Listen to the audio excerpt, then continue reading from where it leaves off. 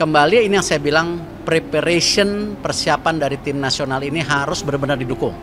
Saya sudah bicara sama Liga, semua pemain tim nasional yang bermain di Liga Indonesia wajib dimainkan. Jangan mereka di bangku cadangkan. Ya, jangan gara-gara ada 8 pemain asing nanti 6 bisa main di lapangan, 2 di ini pemain tim nasional kita dicadangkan. Saya bilang tidak mau, saya nggak mau. Harus dimainkan. Ya. Dan juga tentu persiapan kita sekarang sudah diberikan H-4. Ya, memang tidak cukup kalau mau H-7, tapi ya memang kendalanya sulit hari ini. Tidak mungkin kita bisa bikin TC 1 bulan, tidak mungkin juga pemainnya tidak ada. Ya, karena pemain-pemain kita yang di luar negeri juga tidak mungkin bisa dilepas oleh klub-klubnya. Nah, hal-hal seperti ini yang kita coba. Kita coba persiapan, jangan ada cedera, persiapan taktik dan lain-lainnya gitu. Ya, saya masih ingat pada saat itu, pada saat ada seleksi ya untuk pemain timnas U17 yang akan bermain di Piala Dunia kan sempat juga dari PSSI ya kan memberikan ruang dan juga tentunya peluang bagi kita untuk memberikan masukan. Kira-kira pemain mana nih yang punya potensi untuk membela timnas Indonesia U17 pada saat itu, kan bagus juga. Jadi saya pikir kita juga jangan negative thinking bahwa dari pihak PSSI ini nggak mau kasih penjelasan tentang Martin Paes, enggak juga. Tapi kan kita juga harus menghormati ya cara mereka untuk menangani urusan ini. Apalagi kita tahu sebelumnya tiba-tiba J. Itzes menjadi warga negara Indonesia kan, menjalani proses naturalisasi. Kelvin Verdong juga sama seperti itu. Jadi kalau soal akselerasi, ya untuk saat ini agak ada obatnya lah. Era PSSI saat ini ya kan cepat banget segala sesuatunya. Tapi kan segala sesuatu itu mereka lakukan untuk apa? Untuk kemajuan timnas kita. Tapi ini Martin Paes ini yang menurut saya ini sangat penting. Ini krusial banget kita punya penjaga gawang seperti Martin Paes. Kenapa? Karena pemain ini tinggi besar.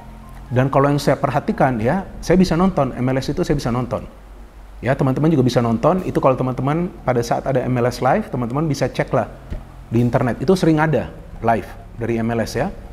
Nah, saya sering nonton pada saat FC Dallas itu main. Martin Paes ini jago banget loh. Dan Martin Paes ini bukan cuma jago dalam bola-bola atas, tapi bola-bola datar pun dia bagus banget reading the game. Ya, kecuali menurut saya ini ya, kecuali pada proses perjalanan ke depan, tiba-tiba di Agustus nanti, bulan depan itu, ada sesuatu kejutan besar. Nama Paes menyusul masuk, walaupun tadinya tidak ada di dalam list persidangan. Bisa saja, ya tentunya manuver-manuver yang harus dilakukan ini oleh timnya Pak Erik. Ya siapa tahu, nah, kita berharap, kita mendoakan itu. Kalau itu masuk kan luar biasa. Dia bisa tersedia di bulan September. Ya, tapi untuk lebih jelas, Pak Erik sudah bilang belum. Ya, diupayakan kalau tidak September pasti di Oktober, karena di Oktober kita tidak bermain kandang, karena kita harus ada 2 kali lagi tandang ke Bahrain dan juga ke China. Ya, itu yang ada. Mungkin saja ketika kita balik di November ya, saat menjamu Jepang, Paes sudah bisa. Itu diupayakan di November. Ya, semoga, karena di kemarin juga di hearing untuk list sampai di bulan September Oktober konon tidak ada nama Paes untuk dipersidangkan, sehingga ini menimbulkan tanda tanya besar. Tapi tidak ada yang tahu, ya karena ini semacam ada silent operation juga, ya, diam-diam dari PSSI dan Pak Erik, tentunya dengan kekuatan Pak Erik, dengan lobby-lobby yang kuat, ya membentuk tim yang baik. Ya kita berharap bahwa di tahun ini Paes sudah bisa bermain bersama tim nasional. Kalau dia tidak tersedia di bulan September, mungkin di Oktober. Kalau tidak di Oktober, ya di November. Itu yang ada. Ya, tapi kejelasan ini kan perlu buat teman-teman, sehingga tidak bertanya-tanya lagi bagaimana lah ini itu yang muncul. Ya, saya sudah coba menanyakan ini. Oke. Terus Elkan Bagot ini memang apa namanya ada permasalahan, sempat ada permasalahan, tapi itu hal yang wajar karena hampir semua pemain banyak di seluruh dunia pun sempat punya permasalahan dengan pelatihnya, sempat punya permasalahan dengan manajer timnya, sempat punya permasalahan dengan federasinya. Itu biasa banget. Nah, Elkan Bagot kemarin kayaknya sempat bermasalah. Tapi dia itu masih, atau PSSI itu masih menjaga komunikasi dengan si Elkan Bagot.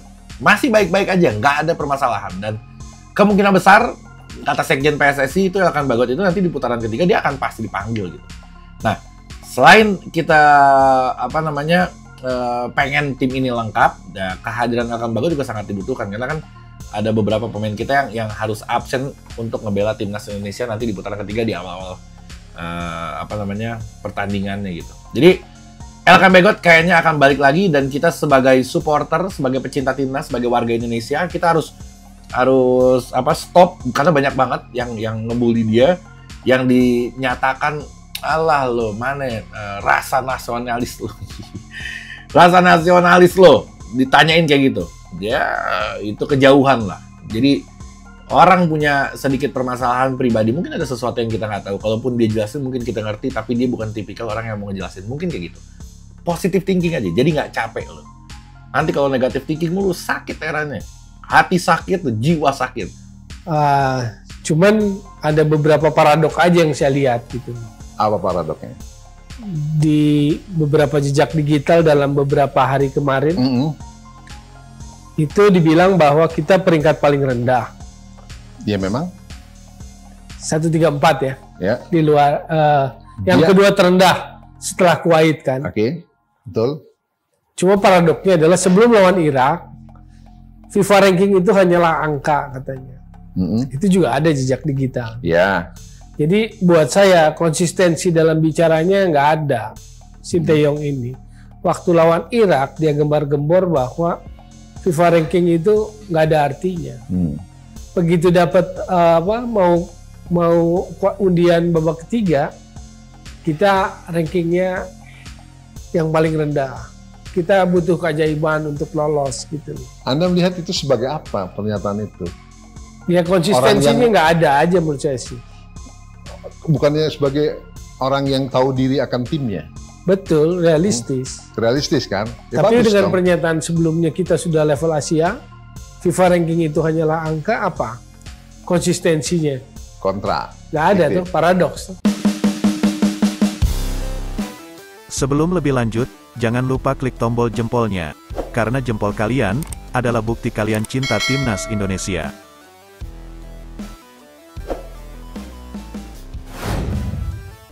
Tak perlu dibawa ke cas, kasus Maarten Paes dapat diselesaikan karena sudah memenuhi syarat dari FIFA, yakni 3 tahun 8 bulan sudah tidak dipanggil oleh Belanda. Pandangan ini disampaikan ex-exco PSSI, Hassani Abdul Ghani. Menurut dia, adanya celah ini diharapkan dapat membantu penyelesaian masalah Maarten Paes, sehingga tidak harus dibawa ke Court Arbitration of Sport (CAS). Namun, bila tetap dibawa ke lembaga arbitrase olahraga, hal tersebut bisa menjadi argumen dari PSSI atas statuta FIFA. Menurut Hassani, Maarten Paes memang pernah membela timnas Belanda U19 dan timnas Belanda U21 pada tanggal 15 September tahun 2020. Namun saat bermain di timnas Belanda U21, usianya sudah 22 tahun.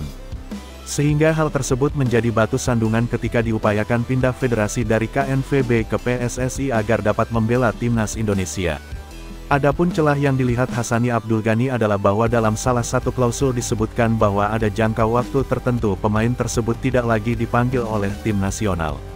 Maarten Paes ini sudah 3 tahun 8 bulan tidak dipanggil oleh timnas Belanda. Jadi seharusnya bisa diproses untuk membela timnas Indonesia, kata Hassani Abdul Ghani di Hassanis Corner.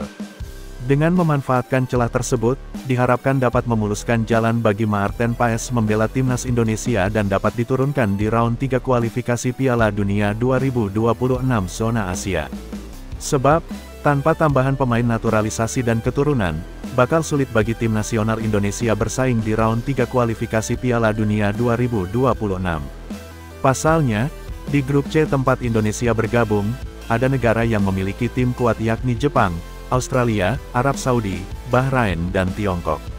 Mengacu pada ketentuan tersebut, Maarten Paes memang terganjal pada statuta FIFA pasal 9 ayat 2b. Sebab, pernah membela timnas Belanda U21 saat sudah berusia 22 tahun. Meski saat diturunkan melawan Belarusia, ternyata ajang tersebut sempat tertunda karena COVID-19. Namun dengan celah yang ditemukan tentunya dapat memuluskan langkah Maarten Paes ke timnas Indonesia baik lewat konsultasi ke FIFA maupun ke CAS.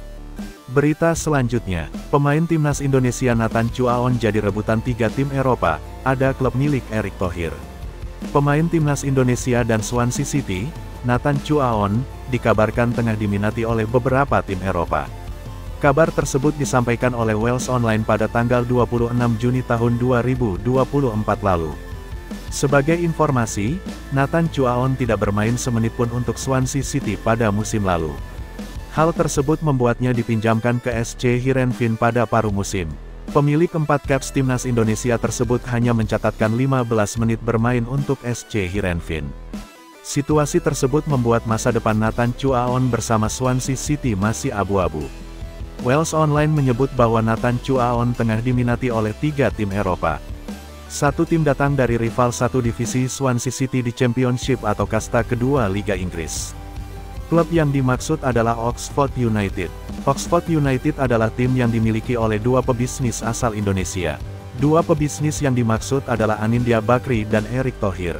Keduanya mengontrol 51% saham klub sejak September tahun 2022 lalu. Oxford United jadi tim promosi untuk Championship musim 2024-2025 usai memenangi babak playoff promosi League One musim lalu. Erick Thohir adalah ketua umum PSSI saat ini. Oxford United adalah klub terbaru yang menunjukkan minat pada bek Swansea City Nathan Chuaon, tulis laporan Wales Online. Oxford, yang baru saja promosi dari League One, dipahami kini telah melakukan penyelidikan awal mengenai situasinya. Lanjutnya, 2 nama klub berikutnya datang dari Liga Belanda. Klub pertama adalah FC Emmen.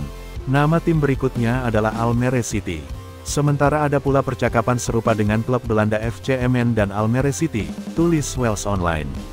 Meski begitu, nama Nathan Chuaon sebenarnya sudah muncul dalam sesi latihan pramusim perdana Swansea City. Swansea City mengunggah foto pemain 22 tahun tersebut dalam akun Instagram resminya pada tanggal 2 Juli tahun 2024 lalu. Belum bisa dipastikan apakah unggahan tersebut bakal jadi tanda penggawa timnas Indonesia tersebut bakal masuk dalam rencana tim musim depan. Berita selanjutnya, timnas Indonesia dipuji FIFA, media Vietnam langsung nyinyir. Media Vietnam nyinyir saat timnas Indonesia mendapat pujian khusus dari FIFA usai lolos ke putaran ketiga kualifikasi Piala Dunia 2026. Seperti apa? Lolosnya timnas Indonesia ke putaran ketiga kualifikasi Piala Dunia 2026 mendapat sorotan dari FIFA dan publik Vietnam. Baru-baru ini FIFA melalui laman resminya berkomentar mengenai kesuksesan timnas Indonesia lolos dari putaran kedua kualifikasi. Pujian pun dilontarkan. Timnas Indonesia dinilai memiliki kombinasi unik antara pemain muda dan pemain berpengalaman. Taktik jitu itulah yang membuat skuad Garuda tampil menggebrak, bahkan sudah terlihat saat tampil di Piala Asia 2023 lalu. Lolos ke babak 16 besar turnamen tersebut adalah buktinya. Shin Tae-yong juga disebut memiliki pengaruh besar atas prestasi ini. FIFA pun juga memberi pujian untuk para pemain timnas Indonesia, khususnya talenta-talenta muda yang cemerlang saat ini.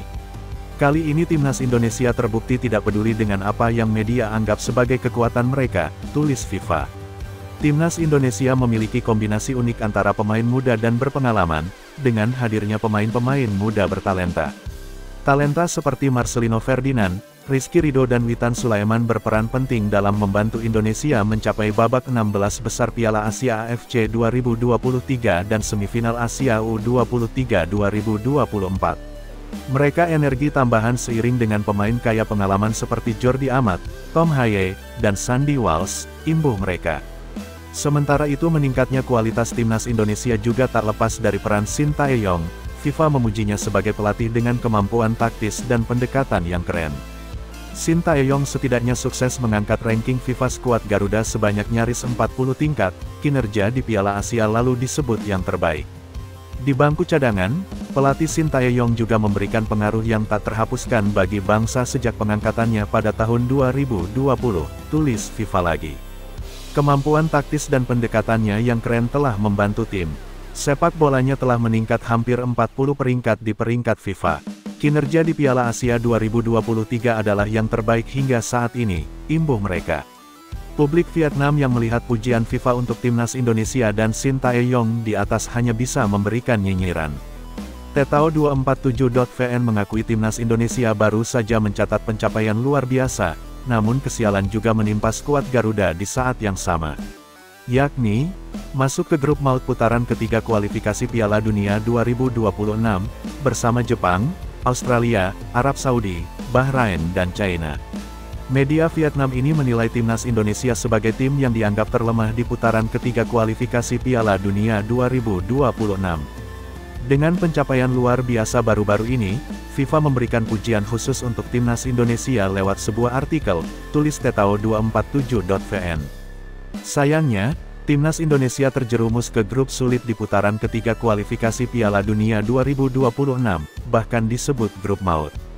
Bersama Jepang, Australia, Arab Saudi, Bahrain dan China, timnas Indonesia dinilai paling lemah di grup, imbuh mereka.